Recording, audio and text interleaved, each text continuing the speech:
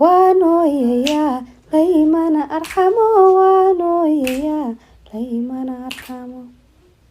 najmo khaliif warsame waxa ay lunsaneed oo lageysnaa muddo 2 maalin ah hadda ayaa la helay sida ay sheegayaan asxaabteeda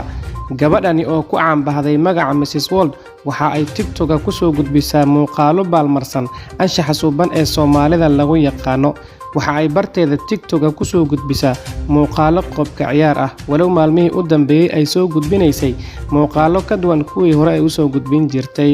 Mrs World waxa ay goordhow ka imaaday magaalada Nairobi ee dalka Kenya waxa ayna ku soo degtay magaalada Muqdisho halkaas oo ay marti ugu ahayd asxaab far badan oo iyaguna ay isla ahaayeen majaajilistayaasha TikTok. السلام عليكم أصحابتي سلامي عاو حاجوفنا ديالك بنادر waxaa 2 maalin ka hor asxaabteeda ay shaaciyeen in Mrs World ay maqan tahay meeshii ay aadayna aan la ogeyn kuwa kale oo asxaabteeda ah iyaguna waxa ay shaaciyeen in la afduubtay gabadha. السلام عليكم أصحاب قارئة وين السلام عليكم جوتين محاربة أرين مهم إن أيدين شيء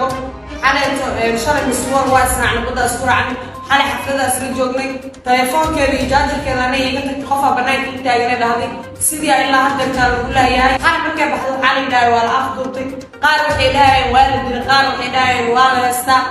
markii ay hal maalin ka soo wareegatay afduubkeeda waxa ay dad fara badani afduubkani ku tilmaameen inuu yahay mid baranki ah oo ay isla og yihiin iyada iyo asxaabteedaba waxaana dadka fikirkaasi qaba ka mid ah wiilka sida qasabka ah isugu magacaabay madaxweynaha TikTok Bilal Bulshaawi. وايد سلامي ما حكى جرو إن الأفضل ميسيس وول أما نجمو خليف ورسمي نجمو خليف run ahaantii inta aan ka ogahay xalay ayaa waxaan galay baadi goobkeeda waxaan u tagay dhalinyaradii soo baafinayay waxaana ogaaday gabi ahaanba inay been abuur tahay gabadha maqnaashiyeeda sababtana waxa ku sababeynaya xilliga la leeyahay waa la waayay gabadha iyo xilliga aniga ay la soo xiriirtay iyo taleefankeeda oo ayagu ay haayaan ayaa waxay dhalinaysaa in been abuur iyo propaganda ay tahay sidaas darteed waxaan raaligelin ka bixinayaa sawirka qaldan ee laga gudbinayo magaalada Muqdisho in ay tahay wax been abuur ah hadii la ogaadana inay been ay ka sheegeen annaga laftarkeena ayaa dacweyn doono magaaladeena in been iyo propaganda iyo aftuub aan jirin in laga faafiyo annaga ayay dambi nagu tahay waana sheegaynaa waana ka hor imaanaynaa qof walba oo arrinkaas ku lug leh waxa leenahay hal la joojiyo haday baranka tahna gabagabeeya hadii aad gabagabeyn weydaan annaga ayaa waxaan sameyn doonaa inaan idin soo eedeeno laamaha amaankana idinku soo dacweynay insha Allah waxaan idin sheegayaa in waxaan loola jeedo saameyn lagu sameynayo saameyntaas oo ah in gabadhu ay bariyo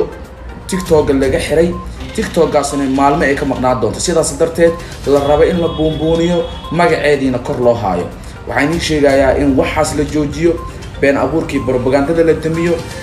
magaalada sawirka qaldan ay ka gudbinaysaan joojiya asxaabta waa mahadsantiin. Mrs World waxa ay goordhow ka soo muuqatay shaashadaha TikTok iyadoo u muuqatay qof ku xareysnaa meel gooni ah isla markaana waxa ay u muuqatay qof jirdil xoog badan loo geystay sidaas ay tahayna waxa wali dad badani ay aaminsan yihiin in wali bahashu ay tahay mid baranki ah.